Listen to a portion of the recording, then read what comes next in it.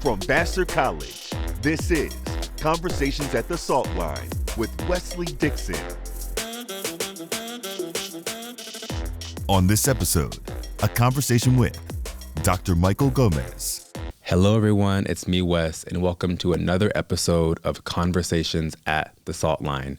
Today, I am very excited to welcome a special guest to the podcast and to Vassar, Dr. Michael Gomez, the Silver Professor of, let me make sure I get it right, there's lots of words in his title, of History and Middle Eastern and Islamic Studies, and the Director of the Center for the Study of Africa and the African Diaspora. Thank you for being here, Mike. How are you? Thank you. I'm well. Thank you for having me. You're always happy to have you here. Okay. And of course, happy Black History Month. Same to you. Thank you. How are you celebrating, if you do celebrate? Work. Work? Yeah, just lots of activity.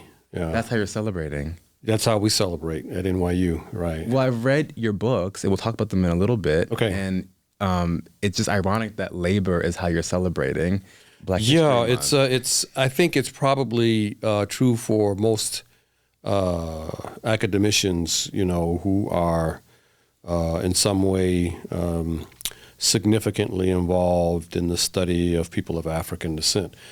February is very much of a service month. And what I mean by that is this is the moment in which many universities, the expectation is that we're going to bring speakers and have, symposia and conferences and so forth and so on. And I enjoy it. Good. I'm happy it's not a burden to you. By no means. Good. Yeah. Of course, you're a historian, so we'll get into much of your work in a little bit. But as a historian, you, of course, traffic in stories and explore and teach yourself and teach others different stories. And I'm just curious if we can take a few steps back to your childhood. And I'm always curious to hear from people who are historians, what is their most memorable historical lesson from school when they grew up? What sort of story, what epic do you remember learning in school? Yeah, that stuck out to you as something that was like, wow, that was super cool. In elementary school, I cannot think of any story per se that stuck out. It was only in high school that I began to, so a couple of things. When you go back to, so this is interesting, because in elementary school, the lesson that continues to resonate to this day is the story about George Washington and the cherry tree. Okay. And this was something that was, we were told about this account that George Washington, as a boy, there was a cherry tree in his yard, and he cut down the cherry tree, and a parent went out and saw the cherry tree on the ground and asked, who cut down this cherry tree? And George Washington said, quote, "I cannot tell a lie. I cut down the cherry tree," unquote. And we were taught that year after year, and actually I was an adult before I found out it was purely mythical. It was a lie. But so that's the story from elementary school. Yeah, and then in high school, I became interested in the Russian Revolution. And the royal family that was ousted as a consequence of the Russian Revolution, 1917. So those are the things that stuck out in my mind as a young guy. That's incredible. Yeah. And I had to ask. So what that goes to, please. is that, I would imagine this is true of most historians, although I don't know this. Yeah. But, for me, history is history. And I'm interested in any number of historical formations, developments, and so forth. It so happens that I'm more interested in the history of Africans and their descendants, both in the continent as well as outside of the continent. But, I love all kinds of history. Story is a story for you. Yeah. That's so interesting. Mm-hmm. And speaking of your experience in grade school and high school, of course, that wasn't in this particular time period. Yeah. It wasn't in this decade per se. And I'm just curious what it's like for you to be a professional historian and sort of sit and watch or participate in our current climate, at least in this country, around history. Yeah, so it's disturbing. It's obviously concerning. It's a source of some anxiety, because effectively what we have is the intrusion of the state into intellectual endeavor and determining, which is very, very dangerous, determining what's right and wrong, what happened, what didn't happen, what should be taught, what shouldn't be taught, what should be read, what shouldn't be read. So once we get into this business of state directives as they apply to academic endeavor, then you're really violating freedom of expression. You are aiming at the very heart of research. You are contesting, historical verity. So it's a very alarming, concerning moment. Yeah. In the history of the country. And how do you? Let me say it like this. I mean, it seems like you represent part of a really of two extreme poles, right? You're someone who's particularly by profession and interest very committed to a certain kind of authentic, honest, sort of unadulterated approach to history, if you will, right? And then you either sit with or observe people who are on the other side of that pole, right? And feel like people like you are, whatever they want to call you, wackadoos or something else, right? For being so invested in the past, right? Where and how, and if possible, do those things come together? And is it possible to sort of minimize the gulf between folks who appreciate what you do or people who are like you and folks who are really like, wow, they've spent a lot of time on stuff that is just like. Well, okay, all right. So your question is a kind of confluence of several things, a couple of things. One, concerns the politics, and then the second concerns the politics of the moment, and then the second concerns a kind of disciplinary concern, that relates to how historians relate to non-historians. Right. Let me take the latter. Okay. First, and that is, I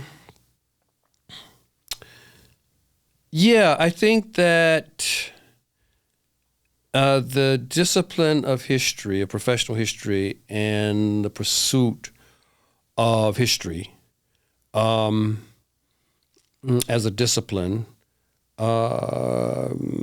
requires it is usually a very solitary pursuit.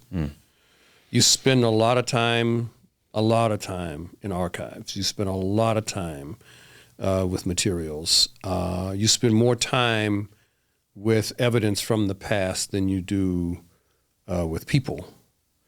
And so I think that as a consequence, it doesn't bother me when, people who are not invested in history as a discipline don't understand my interests, and so I get that. Yeah. So, but with that said, it has been my experience that Wesley, right? Yeah. It's been my experience, Wesley, that when I am addressing the public, they tend to be very, very receptive. They're very interested. Now, that may be because, audiences that I am addressing are self-selecting. Yeah. They're there for the very purpose of trying to learn something about the past. Yeah. So, but I've had a very good, rapport with, with non-historians, with Great. people who are, who represent other kinds of publics and communities. I have no complaints there. The other thing, though, that interests me, and it kind of intersects with this matter of the relationship of the professional historian to non-historians, is the ways in which that kind of conversation enters into the political arena. And the thing that people don't necessarily understand about the profession of history is that we, as historians, we argue with one another all the time. The profession turns on questions of interpretation, and who can marshal the evidence to make the case for this or that version or interpretation of history. We argue with one another all the time, and the expectation is that there will be people who agree with you and there will be people who disagree with you, Right. and you want that. Of course. Okay. The consternation enters into the picture when you have people who have not studied history, but assume that they know the history. Right. And so they enter into these conversations about what should be written, what should be taught, what shouldn't be taught, what constitutes history, what happened, what didn't happen, and so forth. And that's not a conversation that you can easily have with people, because you're starting from very, very different suppositions about history. Yeah.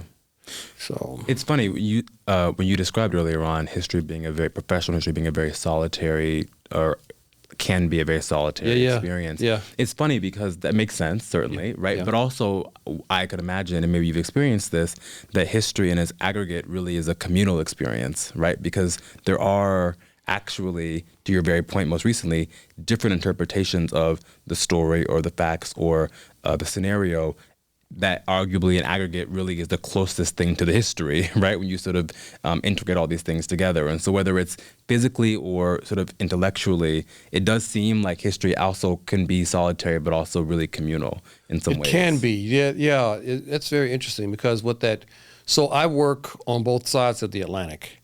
I study the African descended experience in the Americas. I study Africans in the continent. Right. And the study of both is highly professionalized, but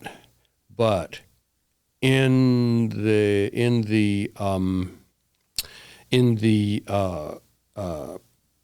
you say earlier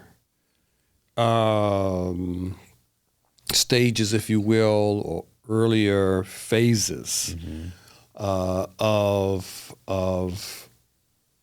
telling African history, it was very communal, and it was very interactive. Yeah. And so to the extent that it is not, maybe a function of, the engagement with the Western Academy and so forth and so on. But yeah, I get your point. I agree with that. Oh, right. cool. Yeah. So let's talk about your work. Okay. You sort of opened the door for that, and I want to walk through it. Okay. You've written many things. Okay. You've done a lot of incredible things for the discipline. Kind of you to say. Oh, it was an honest thing for me to say. And let's start with one of the books that I think people often say is one of the cornerstone or sort of seminal books in the study of anything related to peoples from Africa, which is Reversing Sale. That book, when did you publish the book? Wow. In this first form? I know there have been new editions. I think 97. I could be wrong about that. This is the gray area of history. There's no real facts, I see. Okay. Okay, yeah. And then the second version came out a couple of years ago. Yeah. So the book is incredible. Actually, I could be wrong about that, Wesley. History's always moving. It couldn't have been 97. It must have been around 2006. The first edition. Okay. Yeah. And then the second one. And the second one was just so this is 2024. I don't know. 2017, maybe. Yeah. So whenever the book got here, here.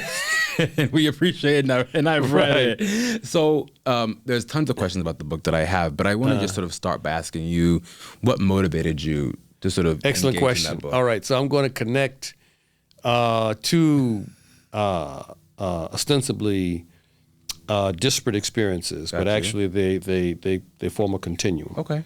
Yeah.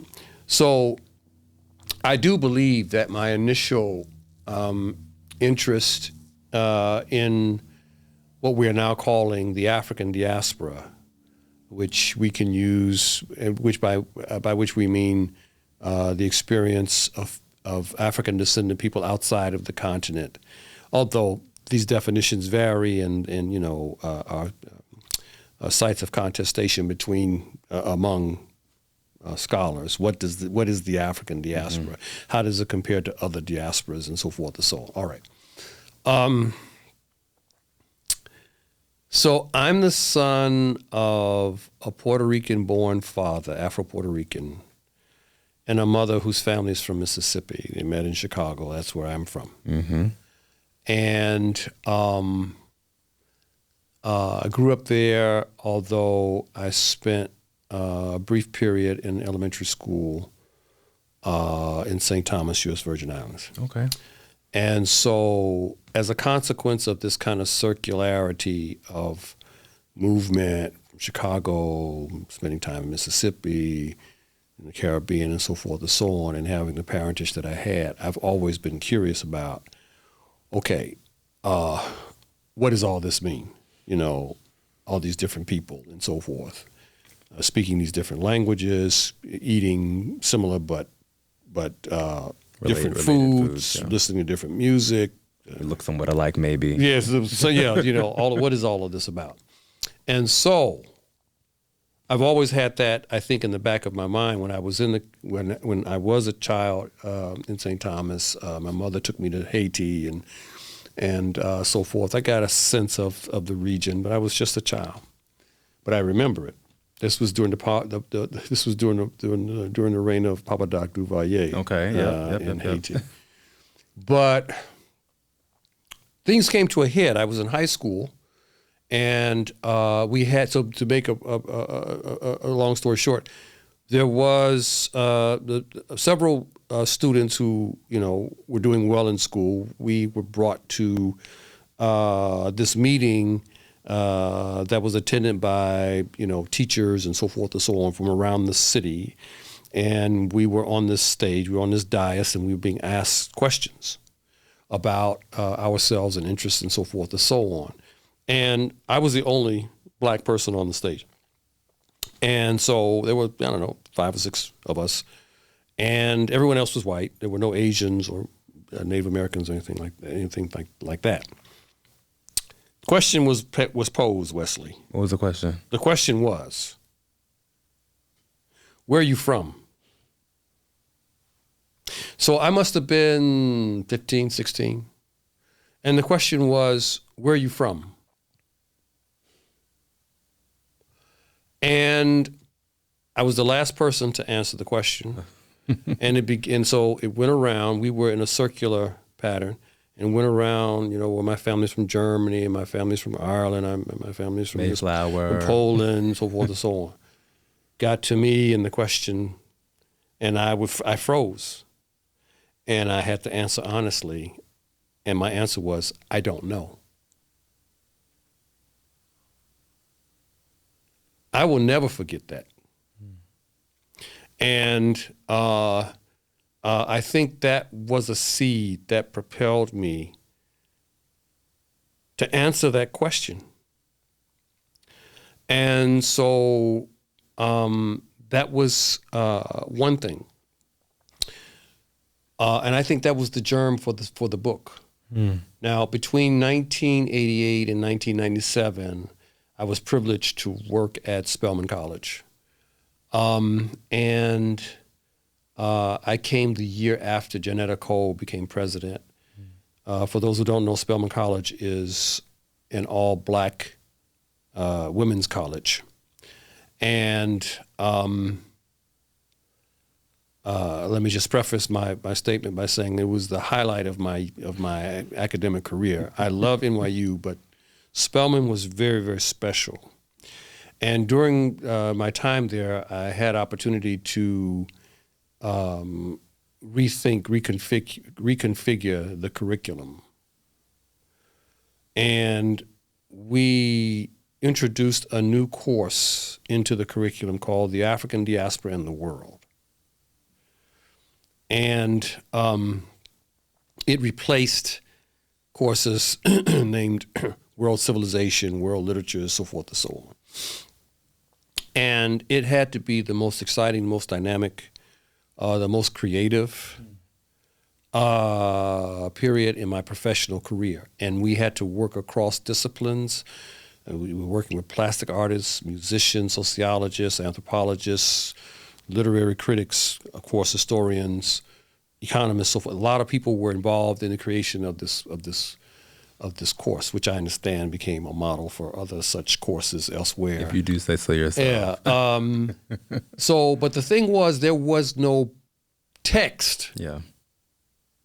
There was no text for that. For a course like that. For a course like that. And so I would leave in Spelman in '97 because I became interested in having graduate students. But that experience I never forgot that experience. And so,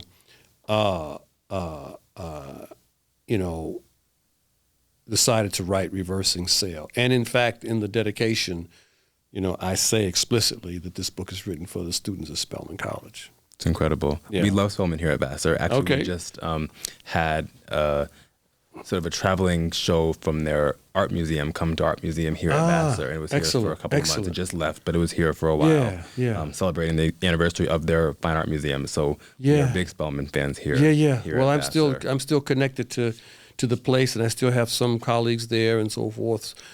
Some are no longer with us, but it's an important institution. Incredible.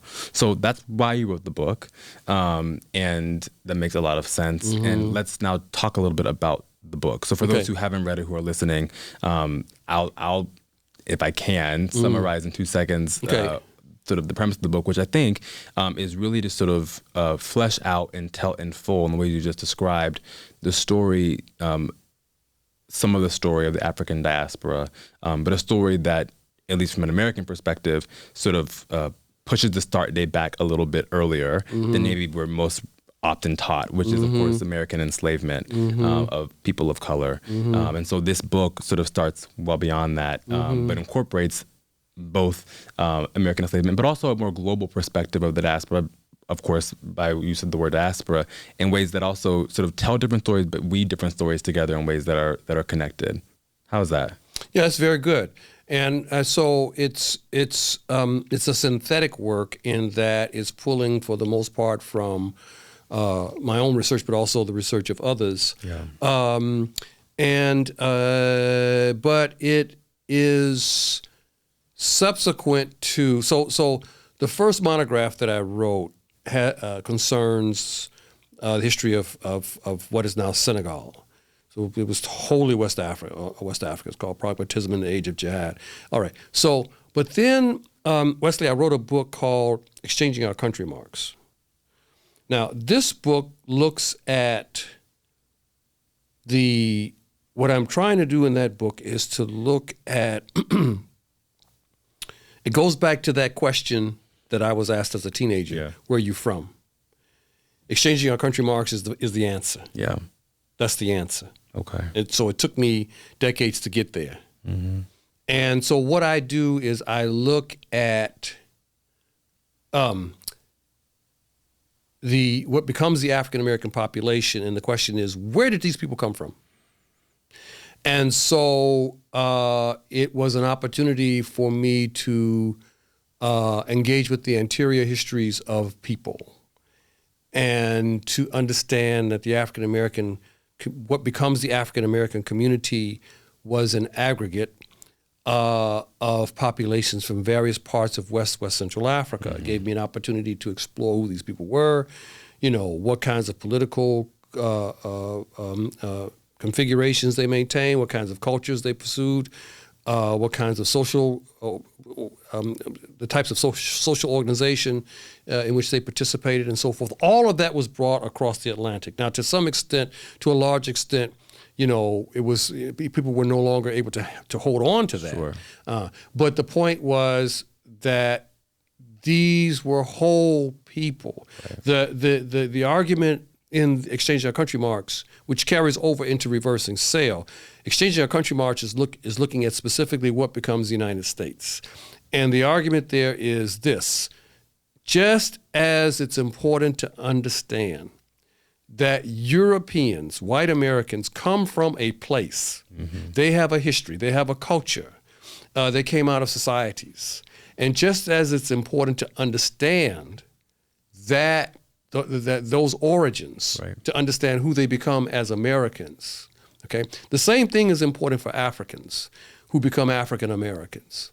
It's critical because prior to that, okay, or it is customarily, the assumption is that these people have no history. They have no culture. They have, I mean, they came over with some drums and they could, they can sing and dance and there's nothing else to it. Yeah, there's no grounding. But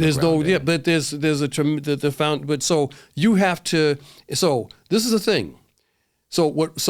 I'm going to get to Reversing Sail, but by extension, the argument in Exchanging Our Country Mark looks at that origin and then traces how these people who are from variegated African backgrounds coalesce to become more of a community. Right. How they become Black or African American and so forth and so on, and the rise of race as the conduit through which this takes place. So that's what that looks at. Reversing Sail takes that same model, right? But it's looking at the whole of the Americas, okay? And it's looking at how African populations come into the Caribbean, come into South America, come into North America, so forth and so on, why they come and so forth. But the premise, and their subsequent experiences there, right, through from the slave trade, through slavery, through post-emancipation, into modernity, and all of those struggles. So I follow all of that. But the premise of Reversing Sail, as was the premise of Exchanging Our Country Marks, was that you cannot understand these people unless you understand the African context. All right? The idea that you will come across in some very important work, contemporary work, that we can understand the African American experience, beginning with slavery, is so wrong. Mm. It is just so wrong. And because to teach our children that is such a you're putting them at a disadvantage. I can recall, I'm 68 years old. I can recall in elementary school. Okay, I went to a school that, put it this way, a school that was predominantly white toward the beginning, and then toward the end of my period there, although, as I said, I was taken to St. Thomas for a while. But before that, toward the end of my time there, it was increasing. It was more and more Black. Okay. All right. You know how that goes. All right. Wesley, I can recall sitting in the classroom as this had to be about first or second grade. Okay, and the class was predominantly white. We had no issues, and this is Chicago, yeah, which has some racial issues. Okay, but the children, we had no problems. We played with one another, hide and go seek, dropped a bean bag. We were fine. But I can recall, I guess it was time to talk about slavery. Mm-hmm.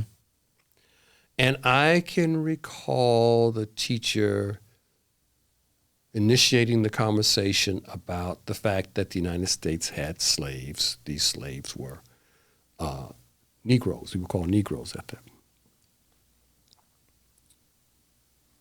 The dynamic in the room changed and was never the same. I'm sure. It was never the same. Couldn't have been. And this was not something that was talked about in my family. So it hit me like a ton of bricks. And you could see the differentiation begin to take place, begin to develop between the kids in the room, and we no longer looked at each other the same way. Yeah. You cannot tell a child that their origins are in slavery. That you come from because the implications of that, are devastating. Right. Can I pause you for a second? Yes.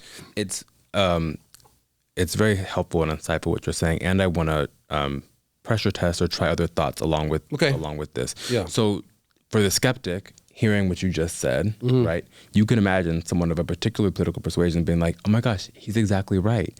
And that's why we don't talk about slavery in the classroom. And we Mm-hmm. don't want to talk about slavery in the classroom. We don't want to talk about sort of the things that Black Americans went through that have them still complaining today. So we're not going to. We're going to start at a different time, right? So how would you Respond to that, given what you've said, which I understand the spirit in which you meant it, but how would you respond to that person who opportunistically took what you said and says, exactly, we want to take that part out of the story. Yeah, and start later.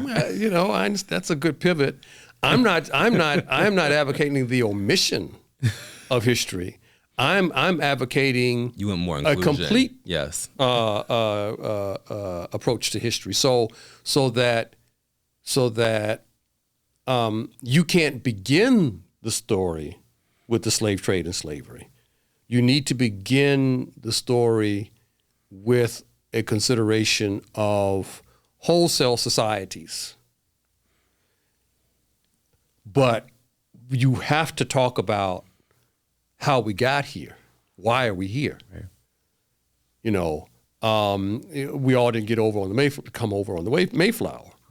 Okay, so what happened? You have to talk about slavery. Yep. You have to talk about slave trade, slavery. You have to talk about Jim Crow. You have to talk about, racial discrimination and so forth and so on. You have to have those conversations. Yeah. To the point about sort of a full inclusion of history, something that you wrote in Reversing Sales stuck out to me in this regard. I'm going to read it. You, of course, wrote it, but I'm going to read it. You said, and I might miss a word or two, you say the formal inclusion of the histories and cultures of everyone in society is critical to resolving misunderstanding and conflict. It makes sense. I understand that.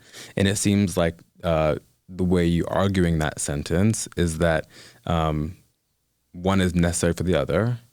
And you can imagine that people might have questions about that theory, right?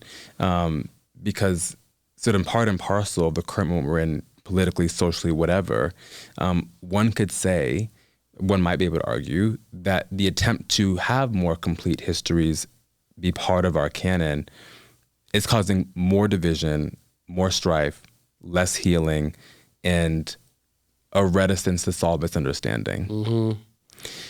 Yeah, well, I think that with respect to the United States has to make a decision as a collective. How are we going to be? Let's remove the term inclusive. Let's remove the term diverse, okay, because it's so politically loaded. We are, in point of fact, a plural society. We are that. This is who we are. We have people who are collectively Asian, collectively Latino, African American, of European descent, et cetera. So that is the composite. We are a composite population. Sure. All right. So given that that's the case, so the question then becomes, what is the role of education to prepare people to be productive citizens? And it seems to me that the answer to that question has to involve providing context and information, okay, that speaks to the composite nature of the country. And the only way you can do that is to talk about these communities, their histories, their backgrounds, and so forth and so on, because that's who we are. Right. Now, when you impose a master narrative Sure.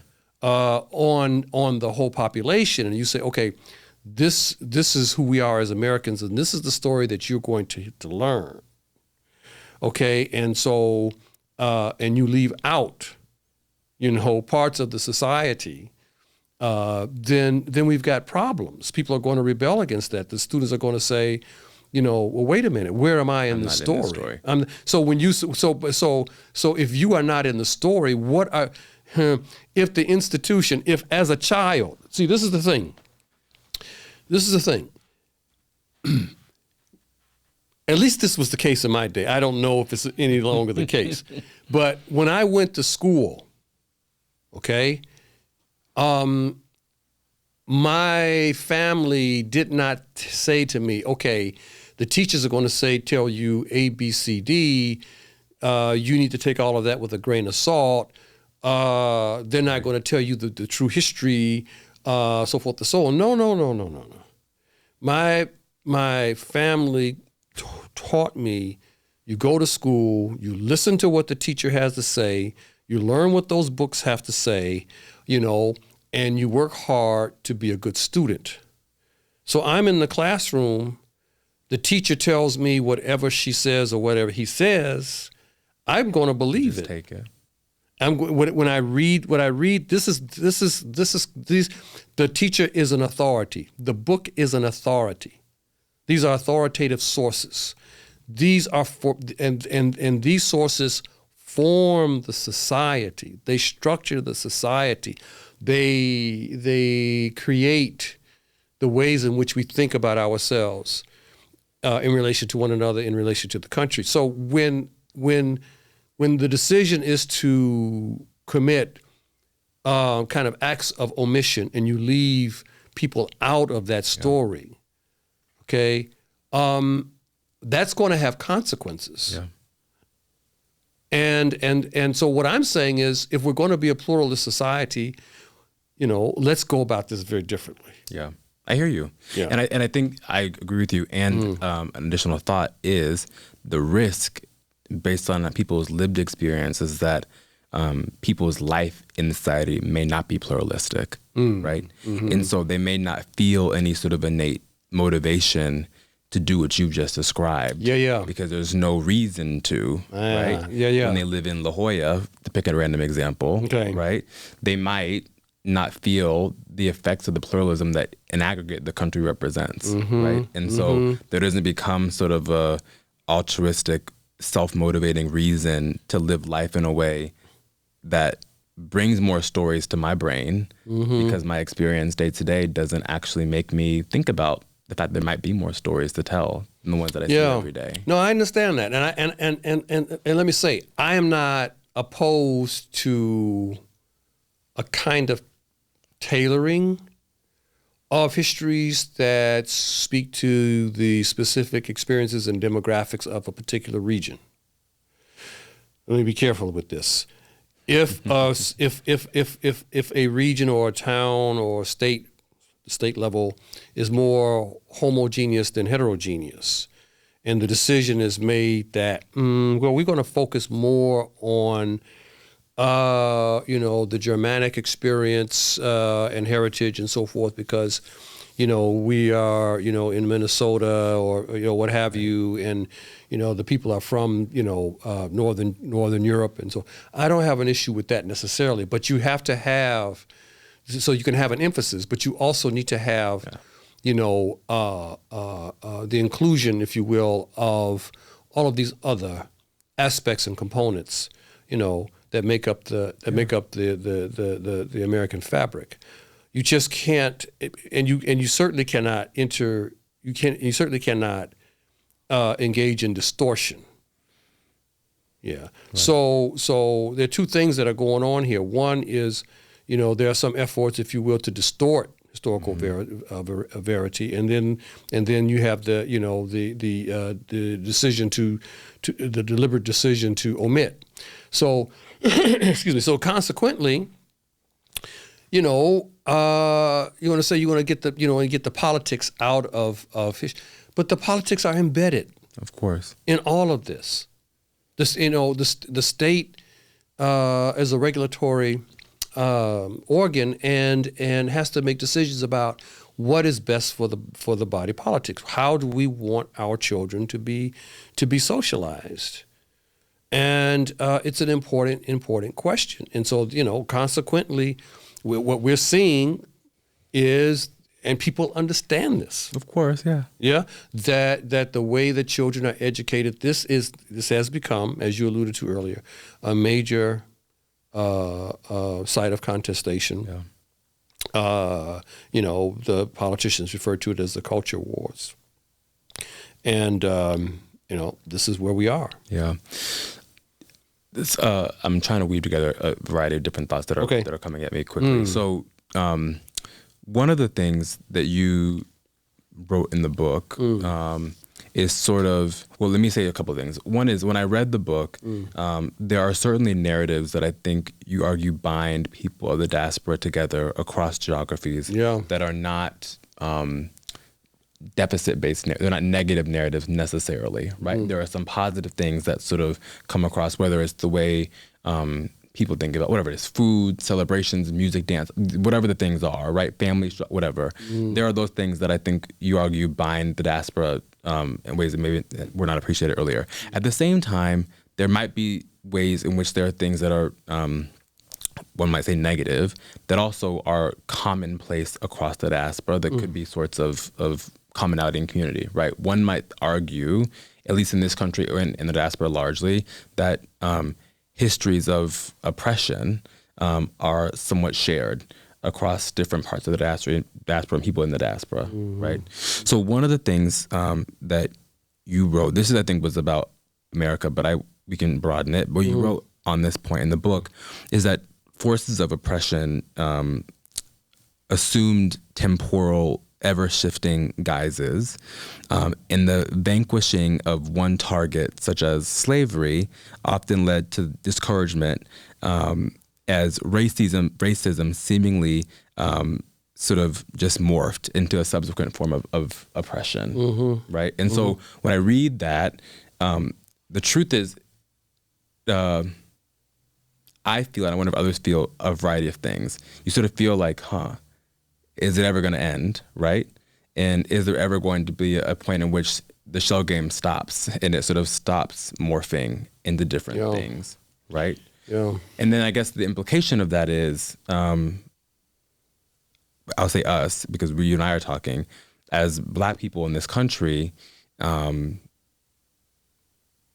is our orientation to the world that we always are trying to suss out or fight against different parts of the shell game, different parts of oppression, and is there ever sort of a, simply put, sort of a positive orientation to life, as opposed to one that is always running from, addressing, combating different forms of the oppression? Yeah, it's a complicated question. And I ask it because I think this question, not the way that I framed it and we'll discuss it, but part of it I think is part of the culture war you alluded to earlier. Right? That's when we think about it. They're related. No, I understand what you're saying. And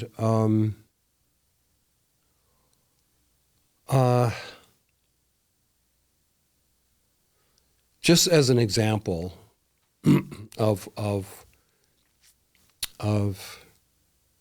the kind of thing that I was referring to there. Yeah. Just as one example, and there are many, many examples. Okay. In the common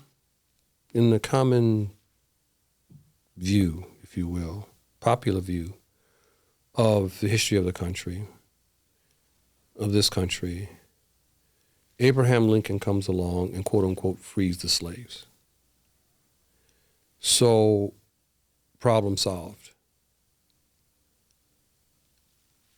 That wasn't the experience of black people post 1865. That wasn't their experience. And they went into a period of Jim Crow debt peonage that in many ways was no different from slavery.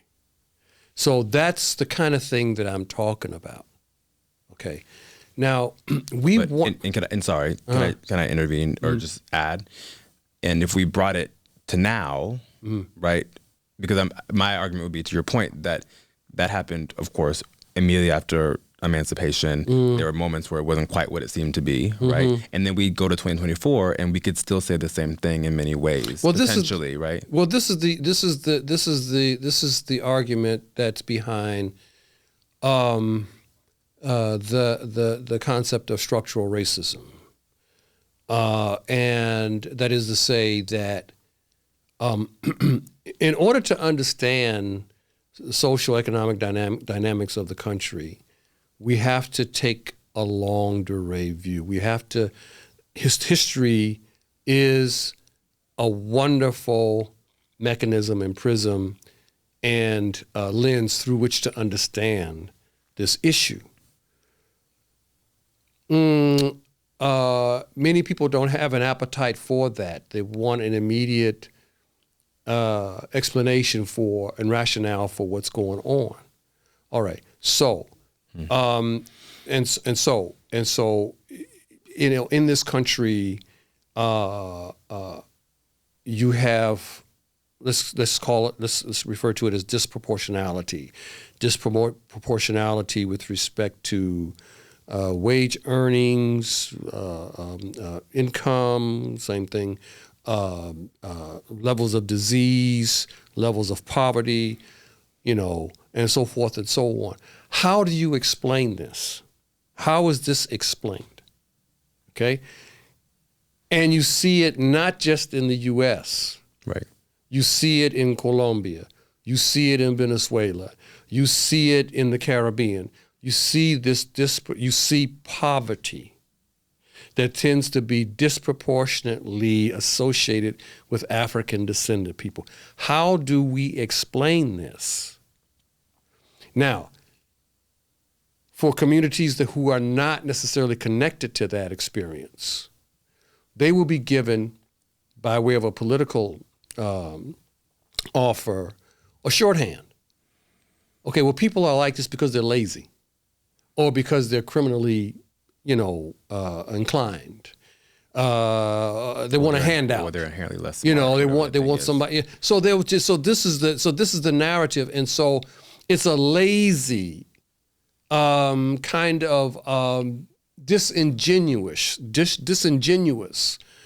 approach to understanding, these kinds of social ills. Because what it does is it gives you an opportunity. So you don't have to think about this. Right. You could just put people in a box and that's who they are, and you can go. Especially if you are experiencing difficulties in your own family and in your own demographic, which has been the case. And so when the economy is roaring and the various components of the society are all doing well or relatively well, okay, we can move forward. But when things get, when things begin to tighten up and people begin to suffer, then the question becomes, people begin to feel differently about, how the country's resources should be distributed. And so, we're kind of experiencing that. And actually, Wesley, it's going to get worse. Tell me why. Okay, it's going to get worse. I hate to say that, but I think it's going to, in terms of misunderstanding one another, because you have states like Texas, Florida, who are moving in the opposite direction of knowledge. Okay, and they are substituting knowledge. They're substituting a kind of political it's the word I'm looking for. They're substituting political philosophy, if you will, or approach for knowledge, and people are running with this. Right. All right, and okay, so we can't get too far into that. But the problem is that as we move forward, as the decades continue to roll on, and the demographics in the country continue to develop, what's happening is that this kind of foundational story about what happened with these Africans is in danger of getting lost. So people who are from various parts of Asia, Latin America, some other place, right. they don't have any connection to this story. They don't know anything about this story. All right? They see black people on television, and what they see is not good. And they make certain kinds of associations. Okay? And so this can become very perilous for people of African descent because without proper education, my concern is that there will be less and less of an interest, okay, in your story, less and less of an interest in how this history continues to impact. I was gonna say less of an empathy. Yeah, less of an empathy, less of an understanding. Yeah. Of why things are the way they are. That's a concern that I have, and at NYU, I teach a class. You didn't ask me this, but I teach a class, a large lecture hall on the African diaspora, and reflecting the demographics of the university, which has a substantial Asian population. Many of my students are Asian in that class, and this is the first time they're learning anything about black people. Yeah. But it's a wonderful, wonderful opportunity to present information to them, and I can tell you that to a person, they've never heard anything like this before. They don't know anything about this. Yeah. I heard everything you said. Okay. And it's helpful. Okay. I have to make a joke at your expense. Okay. And partially at mine too. Okay. Because I am clearly naive and entered into a conversation with a historian with a set time horizon in my mind, and thought I'd get through everything I wanted to talk about in the time horizon, and that obviously is not going to happen. Okay.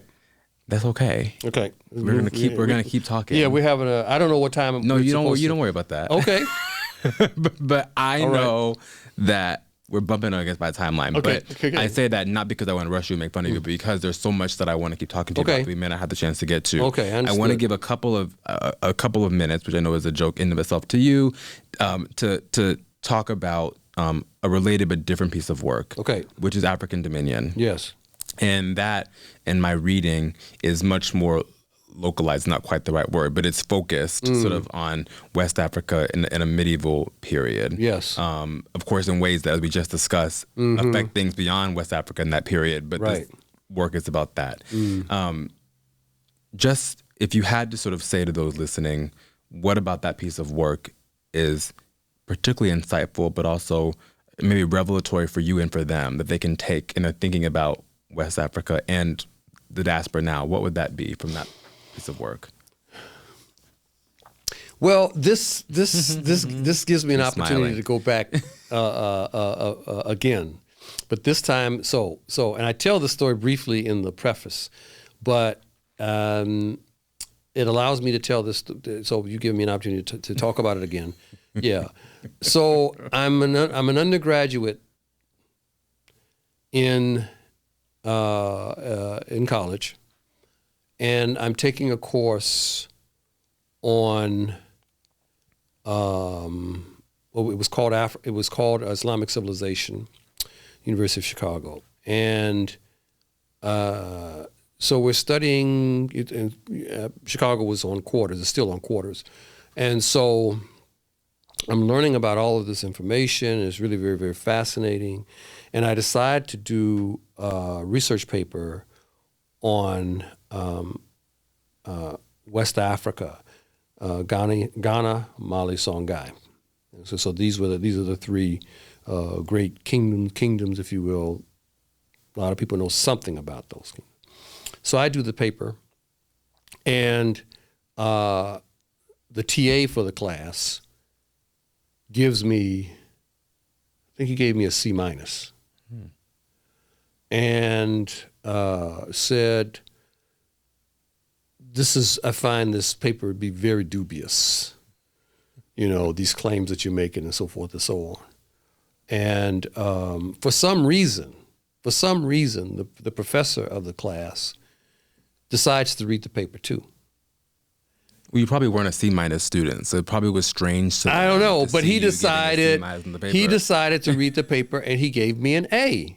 To my point. And said, now, if you're serious about this, you're going to have to learn Arabic, because this is where the sources are. And I took him up on that.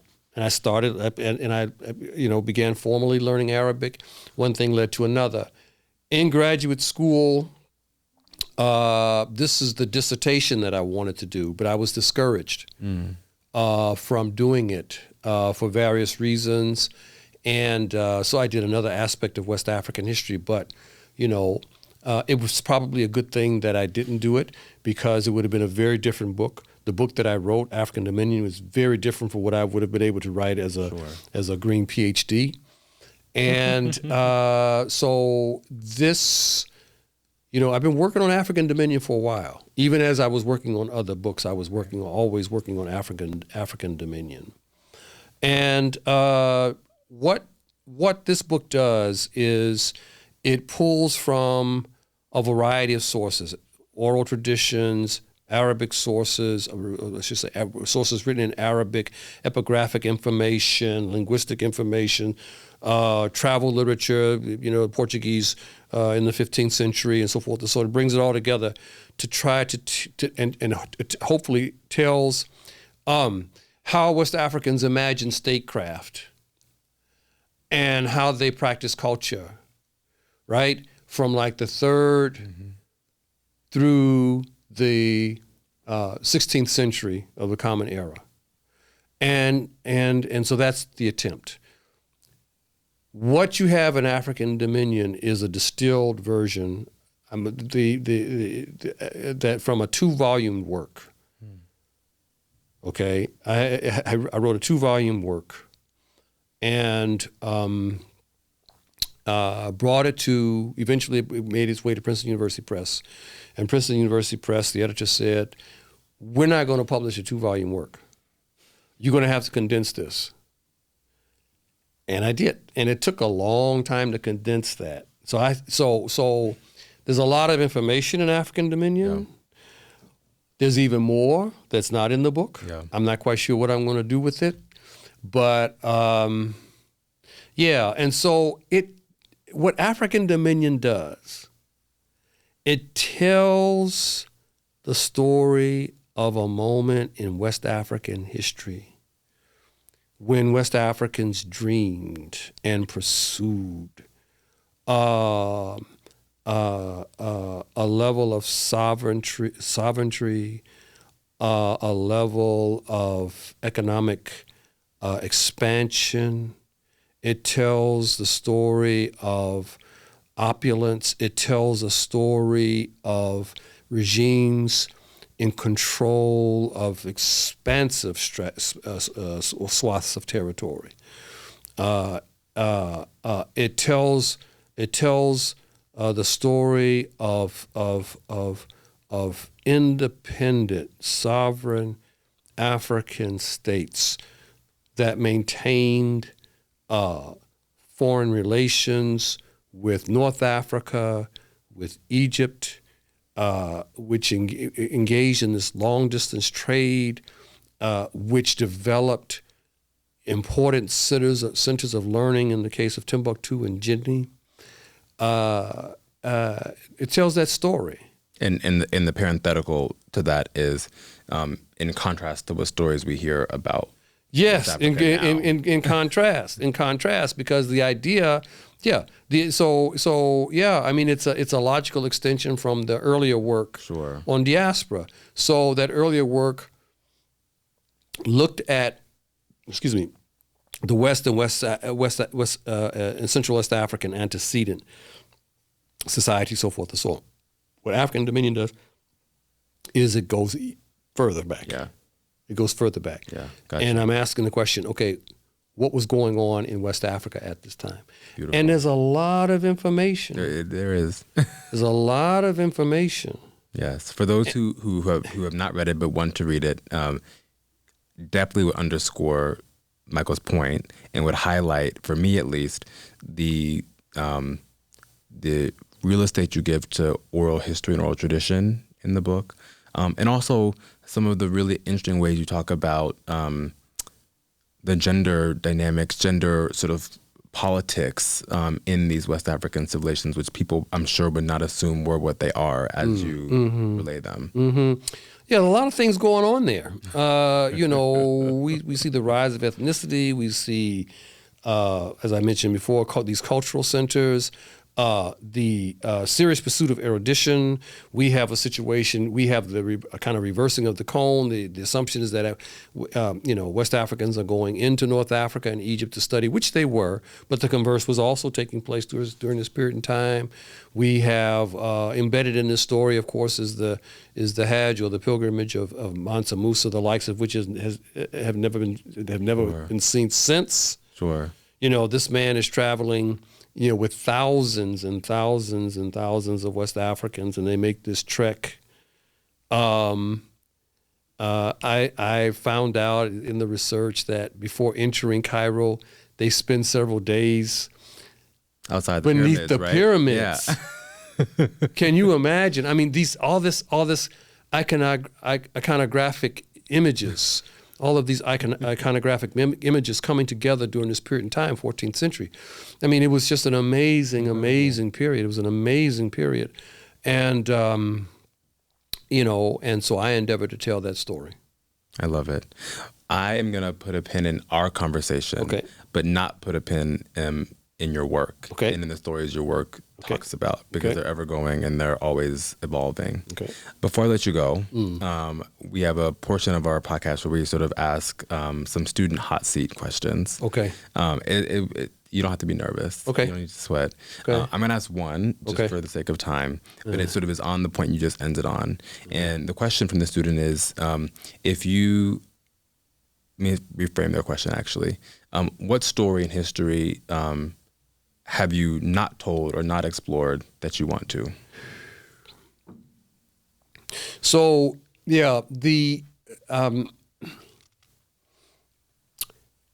one of the things that came out of this research on African Dominion is the question of race. And that is to say that there seems to have been in the, early Muslim world, a sense of differentiation. The question becomes, does this constitute what we understand to be race, or what was it? And I think the answer to that does not lie in West Africa. It doesn't lie in North Africa. It doesn't lie in Egypt. I think it lies in Iberia. And because, from 1711 to 1492, various parts of the Iberian Peninsula were controlled by Muslim rulers. There was a significant Muslim population in Iberia, both North African, mostly North African, but there were also West Africans there. Yeah. And I think that's where we need to really explore, how race develops.